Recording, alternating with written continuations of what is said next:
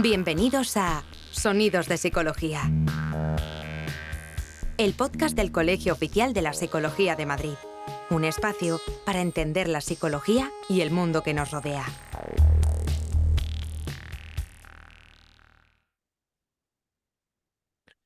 Muy buenos días, bienvenidos a Sonidos de Psicología, bienvenidos a un nuevo programa de Hablemos de Sexualidad con el Colegio Oficial de la Psicología de Madrid. Y hoy, abordando el tema del deseo sexual, tenemos la suerte de contar con Ana Gil Wittke, psicóloga sanitaria y sexóloga, codirectora del Instituto Pareja y directora del Máster de Sexualidad y Terapia de Pareja que hace este instituto. Hola Ana, gracias por estar aquí. Hola Julio, encantada, muchísimas gracias por invitarme. Llevábamos tiempo sin volver a abordar, hablemos de sexualidad, han surgido muchas cosas a principios de este año y teníamos muchas ganas de empezar pues, con un tema tan amplio, pero que al final es muy central en todo el trabajo, tanto de terapia sexual como de terapia de pareja, como de la vida, ¿no? Que es la sexualidad y dentro de este el deseo sexual. Que quizá vamos a, o me gustaría que empezásemos definiéndolo un poco, pero... Sobre todo, quizá poniendo sobre la mesa un tema que es que a veces parece que el deseo sexual, dentro de la visión social que se tiene, hay un punto que parece que es como orgánico, natural, casi impuesto y que no tenemos demasiado control sobre él ni se ve afectado por nuestro entorno ni nuestro contexto. Entonces, quizá la primera pregunta o tema que me gustaría hablar contigo es eso, ¿no? ¿Es algo orgánico, natural, en el que no tenemos tanto control o es un conjunto de factores psicosociales y una base orgánica? Ujú. Muy buena pregunta y yo creo que allí está la primera clave. Vamos a empezar diferenciando el deseo sexual del impulso sexual. Ujú.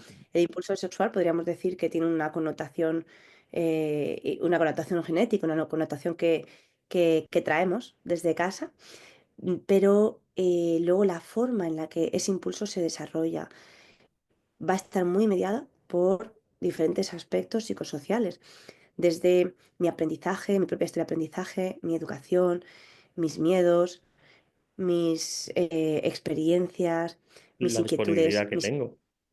la disponibilidad, por ejemplo, el propio tiempo.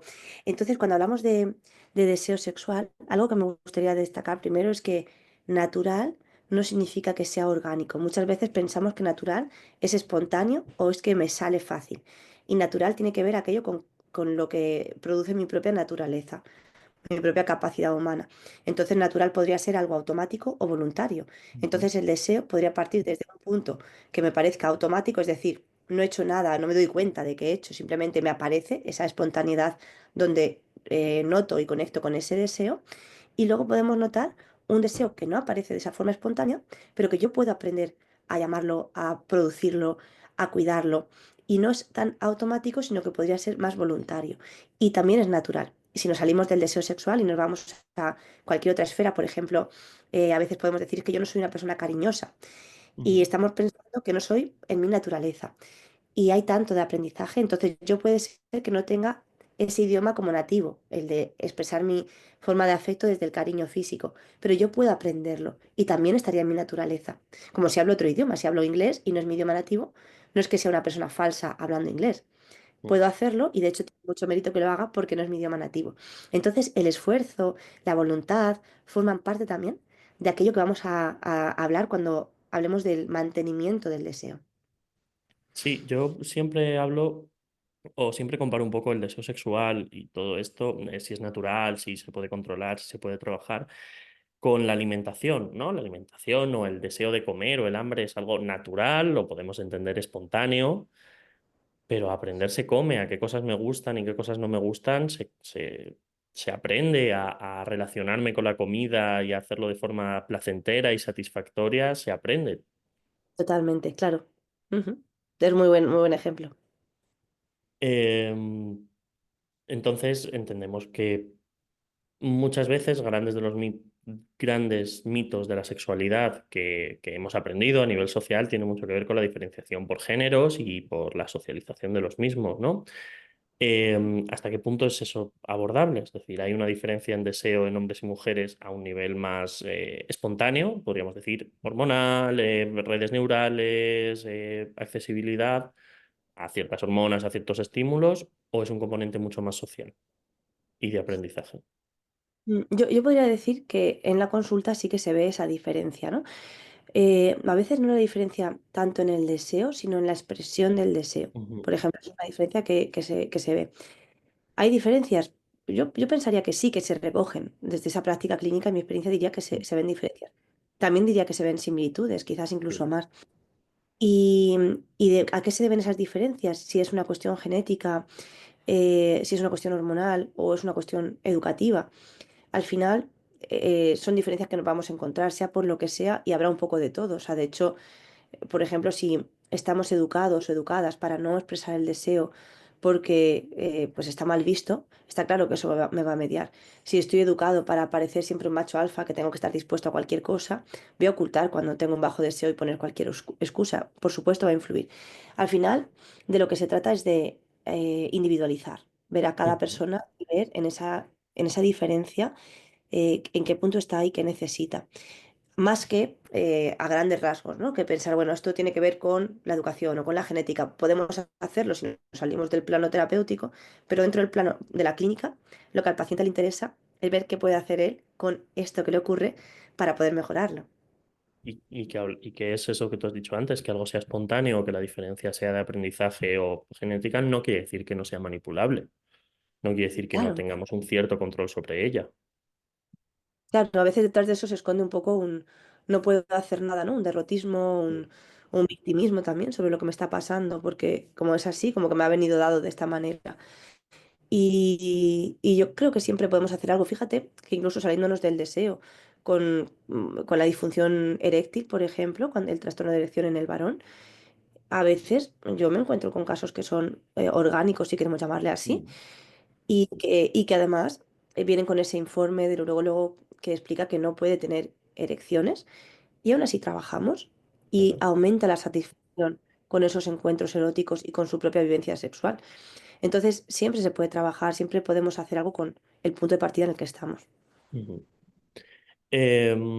Por salirnos ya un poco de esa definición del deseo o tal, y centrarnos un poco más en dónde se expresa ese deseo, que se expresa, es cierto, en muchos ámbitos de nuestra vida, pero generalmente en las relaciones sexoafectivas, sean parejas, sean relaciones no monógamas o sean cosas que no relaciones sentimentales estables o que no consideraríamos estables, pero bueno, que se dan en el tiempo, ¿no? Em, Como hablamos que es de forma individualizada, cada persona tiene un deseo distinto o una expresión del deseo distinta. ¿Cómo se hace desde la terapia y también desde la terapia de pareja, ¿no? Para compatibilizar los deseos, para no caer en cesiones, para no caer en experiencias que no sean gratas, en una vivencia de la sexualidad que no sea satisfactoria para las personas? Ujú. Yo creo que es como en cualquier otra área de la relación de pareja. A veces parece que en el sexo estamos saltándonos cualquier sentido común o cualquier cosa que aplicaríamos a otras áreas.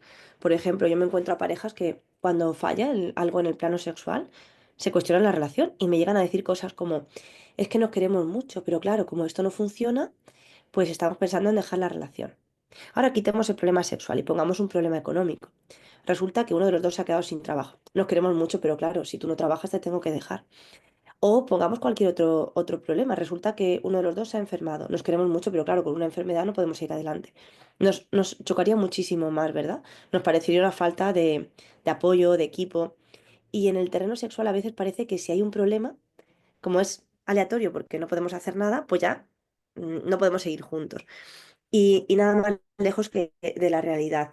Realmente que haya una incompatibilidad. No me gusta mucho usar este término de incompatibilidad porque creo que a veces esconde una falta de esfuerzo, una falta de comprensión de cómo funcionan las relaciones. Pero podríamos usarlo. Pensando en esta incompatibilidad, realmente la incompatibilidad si es tal, sería un desafío a aprender desde la diferencia a poder conectarnos. Las parejas al final, desde cualquier dificultad que tengan, el desafío va a ser a cómo conectarnos, siendo dos mundos distintos, cómo poder conectarnos para poder caminar juntos. Entonces lo normal es la diferencia. Lo raro sería que tengamos ganas de comer usando el mismo ejemplo que ponías de la comida antes, que tengamos ganas de comer exactamente al mismo momento y la misma comida. A que nos parecía muy raro que de repente yo quiero espaguetis y tú, pues, no sé, quieres un codillo de cordero. Pues los dos justo no queremos lo mismo y ni siquiera lo queremos al mismo momento. Y a lo mejor yo quiero espaguetis un día y tú quieres espaguetis otro. Entonces, ¿qué hacemos? No sería ningún drama. Pues en el plano sexual es lo mismo. En el plano sexual tenemos que aceptar la diferencia como punto de partida. La expectativa de desear lo mismo al mismo tiempo, excitarnos juntos al mismo nivel y llegar juntos al orgasmo se vuelve una exigencia. Se vuelve una exigencia de lo que pensamos que tiene que ocurrir. Y si no es así, entonces, ¿qué? Entonces, ¿qué hacemos? Entonces, entender la diferencia nos ayuda a decir, vale, esto es normal, que no cunda el pánico. Ahora, ¿qué hacemos para salvar esa diferencia? Por ejemplo, algo que yo recomiendo mucho a mis parejas es que, aceptando que vamos a tener deseos en momentos distintos y de diferentes cosas, que cuando encuentren ese deseo en ellos mismos, lo escriban. Ujú. Y luego, en algún momento en el que tengan tiempo, que aquí el tiempo es, ya sabemos, uno de los mayores afrodisíacos, en algún momento en el que tengan tiempo, que tampoco esperen a que surjan, a que surja, que lo organicen. Mira, pues el viernes por la tarde vamos a intentar a partir de las 6 no coger más cosas y pasar un rato juntos. Bueno, pues que cada uno saque lo que ha escrito esa semana. Pues mira, yo el lunes por la mañana me levanté con muchas ganas de ti. No te dije nada porque sé que estabas cansada o porque no estabas aquí, estabas trabajando. Y luego, mira, pues yo el martes también tenía ganas, pues más que nada de un abrazo. ¿Y cómo sería ese abrazo? A ver, te lo puedo dar ahora, ¿cómo sería, cómo nos abrazaríamos? Y que en ese momento intenten hablar de los deseos que han tenido. Primero para conocer que a pesar de las diferencias están esos deseos. Y luego, porque es una forma de activación. Muchas veces estamos buscando la mejor de las fantasías para aumentar el deseo sexual. Y a veces es tan sencillo como conectar con algo que nos ha apetecido, con una predisposición que hemos tenido y comunicarla. A veces es acostumbrarnos un poco a eso, ¿no? Uno de los problemas que se han abordado en otros programas es la sobreestimulación, a veces erótica, que hay ahora mismo a nivel social, el consumo de porno, pero no solo ya el porno, sino estimulación erótica en general, eh, y el nivel tan alto de estimulación que hay pues un poco, por seguir con la misma analogía de la comida, el acostumbrarnos solo a sabores muy intensos. Todo tiene que estar muy salado, muy dulce, muy picante. Y si ya no es eso, siento que no disfruto, siento que no es lo mismo, no, como que no puedo comer si no tengo ese nivel de intensidad, ¿no? Con el deseo y con la sexualidad tiene que ser un poco, y debe ser un poco lo mismo, ¿no? También lo has hablado tú y estoy muy de acuerdo en esa idea de que está la vida y la sexualidad y son Ujú. completamente distintos. Entendemos que un día no queremos hacer ejercicio porque estamos cansados, porque hemos tenido un mal día en el trabajo, porque llevamos 3 fines de semana sin parar, pero no entendemos que un día no me apetezca o que me apetezca menos o que solo me apetezca un abrazo o unos mimos y que eso no es la sexualidad y que eso no es deseo y que eso no es disfrutable. Y eso también nos lleva un poco claro, si veo la sexualidad separada de la vida, no entiendo cómo las variables les afectan y hay variables, no, pues esto, el estar cansado, el que haya más deseo, menos deseo, disponibilidad, pero también otro conjunto de variables psicológicas que se abordan mucho en terapia y que creo que vemos mucho a diario, ¿no? Lo que llamamos autoestima, imagen corporal, la relación con el propio cuerpo. Es decir, si no soy capaz de verme en el espejo y sentirme bien, ¿cómo me voy a sentir deseable? Ya no solo deseada, sino deseable. ¿Cómo me va a apetecer explorar mi sexualidad? No solo hablo de masturbación, sino de una expresión del deseo y una exploración de la erótica, de mí mismo como persona, ¿no? Cómo esas áreas afectan a la sexualidad, cómo se ve en terapia. Claro. Y hablaría de dos cosas, ¿no? Una parte con lo que comentabas, de ese umbral erótico. A veces tenemos Mm. el umbral tan alto, tan hiperestimulado, que menos no es suficiente, ¿no? Como que menos no es nada.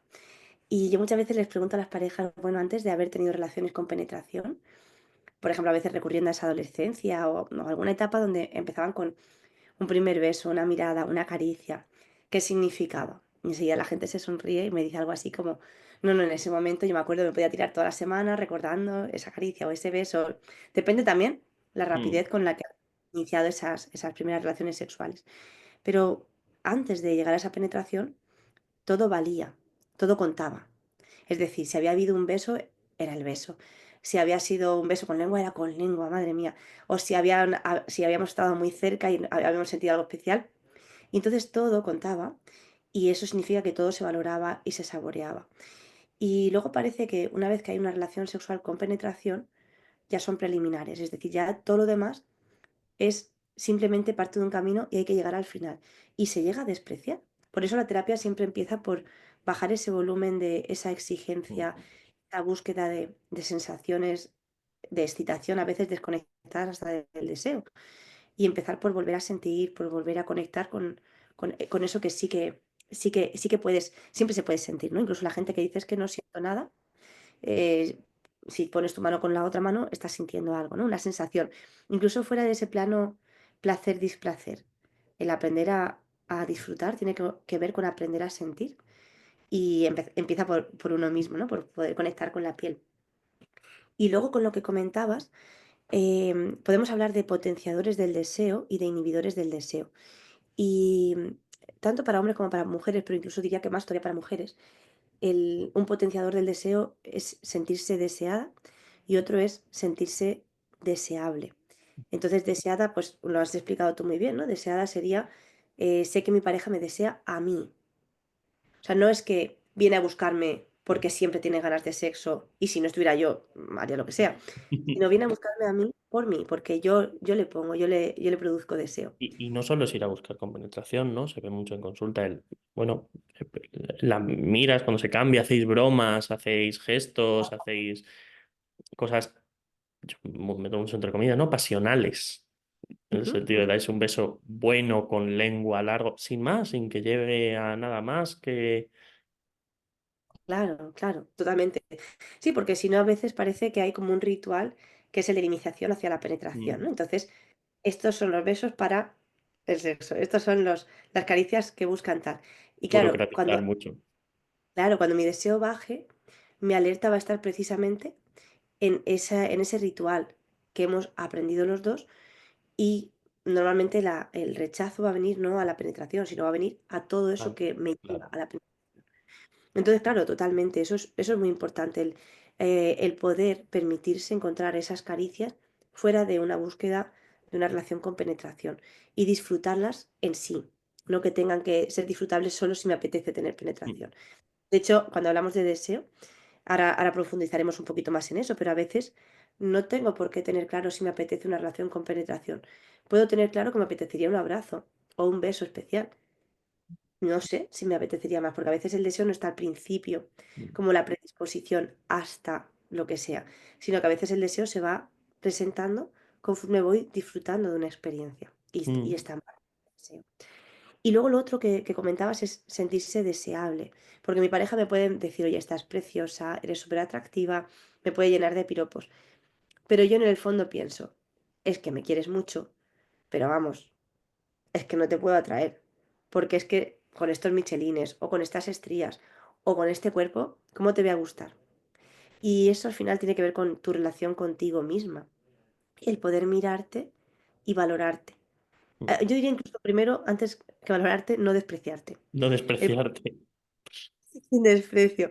Y una vez que consigues simplemente empezar a verte Ujú, sin etiquetarte, luego empezar a valorar desde la funcionalidad, mm, desde lo que puedes hacer con tu cuerpo, más allá de aspectos sexuales, y empezar por ahí, por esa valoración, porque eso va a ayudarte a conectar con tu deseo y te va a ayudar a estar receptiva al deseo también de tu pareja. Porque muchas veces tenemos muchos frenos desde la autoimagen, desde la culpa, que nos impiden activar nuestro propio deseo sexual.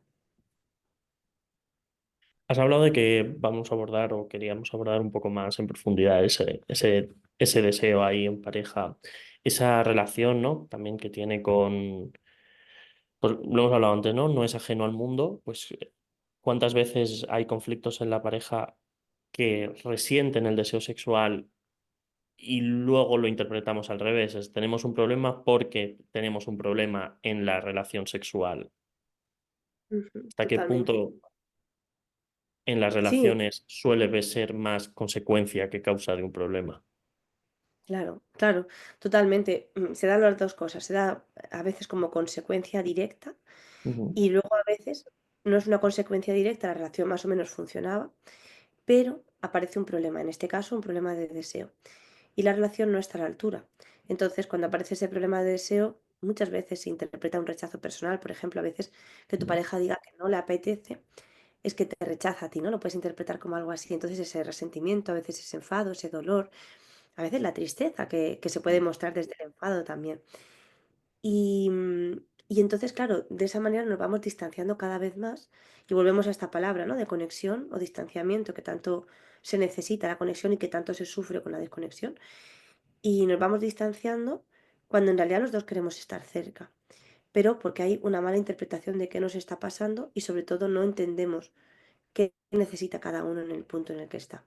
Entonces, sea como sea, puede ser un factor de mantenimiento o un factor causal y en cualquier caso va a merecer una atención especial. ujú, Nos dice el último estudio que hay sobre deseo sexual, el de, el de Desea, que es el ujú, de Francisco Cabello y mm, compañía, se hace con 22.500 mujeres entrevistadas de 77 países diferentes. Nos dice este estudio que la causa número uno del bajo deseo sexual en la mujer sería la mala relación de pareja. Entonces, bueno, pues esto nos dice que hay que atender primero a esa relación de pareja, porque ¿cómo voy a activar mi deseo sexual si a mi lado tengo a una persona que me está haciendo daño? Con la ¿Cómo que no me siento seguro, satisfecho, en otros ámbitos de mi vida, cuidado. Claro, y a veces nos encontramos que hay personas que no han encontrado otra forma de poner límites hasta que han descubierto que pueden decir que no a las relaciones sexuales, Mm, que es su forma de poner un muro que es funcional, porque esto no está siendo bueno, no está siendo sano para mí y me protejo de esta manera. Y esto estamos hablando de las mujeres con este estudio, pero también podemos ver que en los hombres ellos refieren también que una relación hostil, de exigencia, donde no se sienten admirados, también es un enemigo de ese deseo sexual.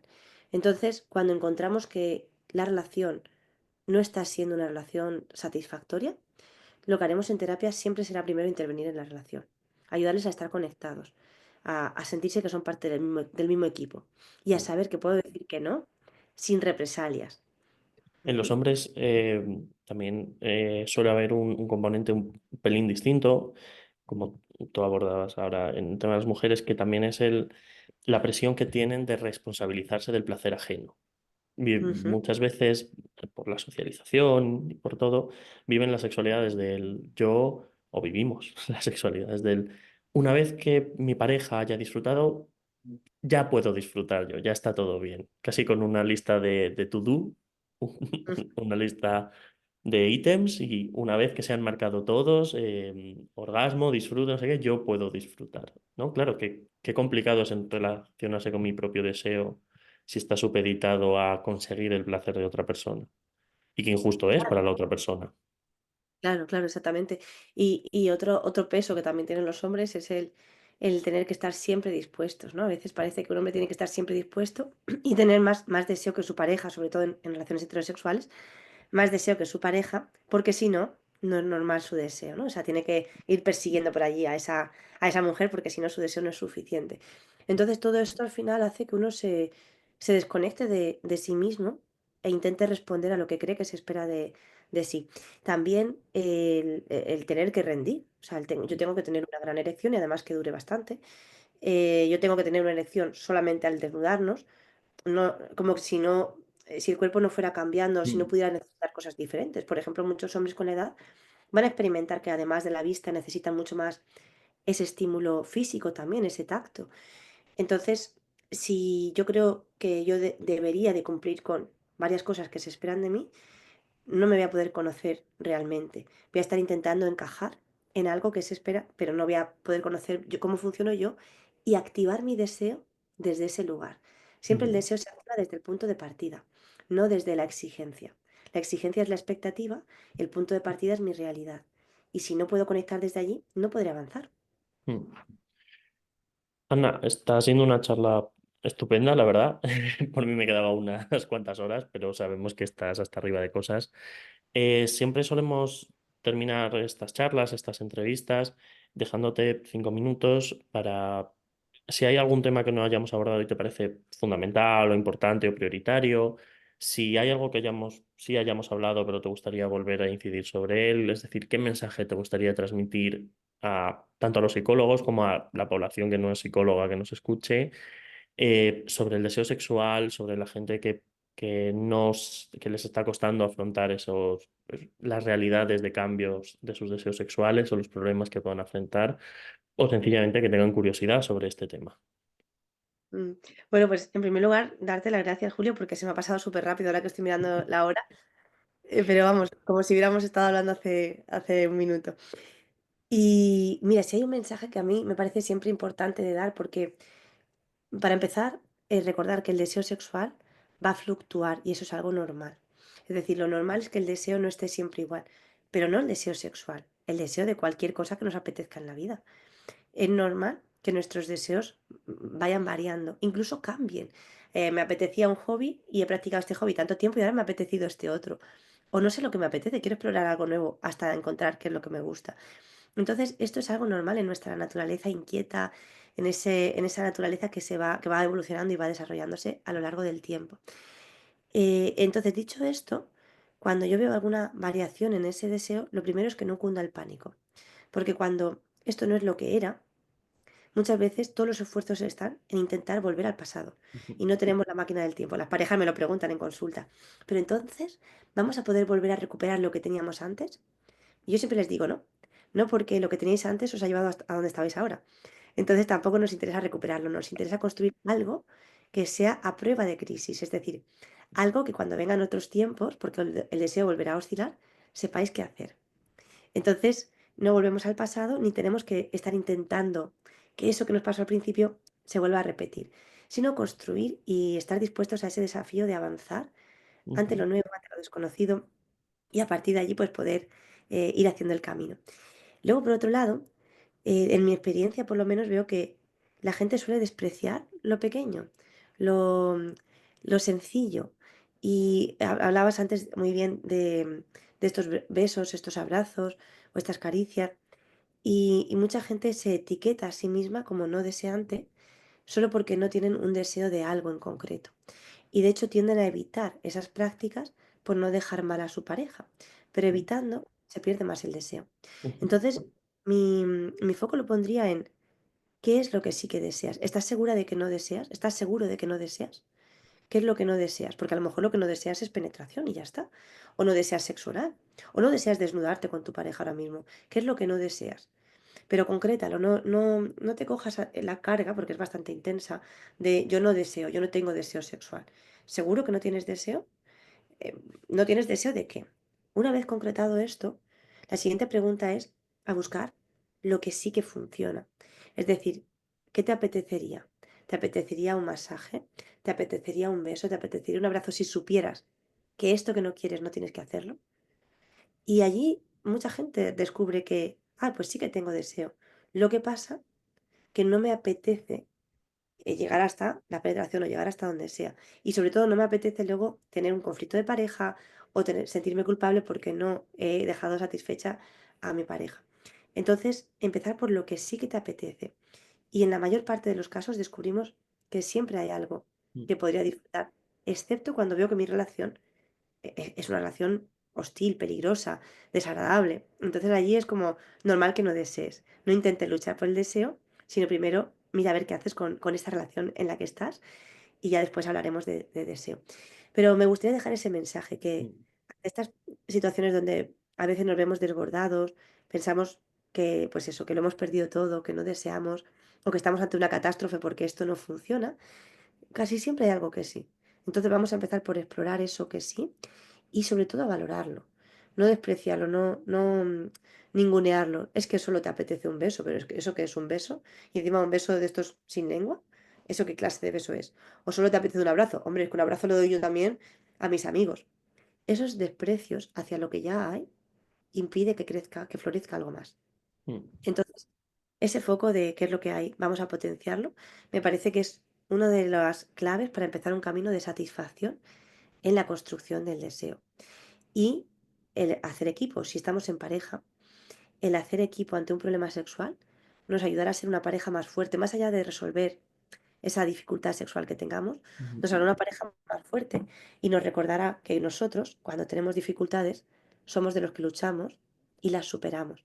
Entonces, nos da un recuerdo de capacidad que nos ayudará en la siguiente crisis o dificultad que tengamos, que siempre habrá alguna.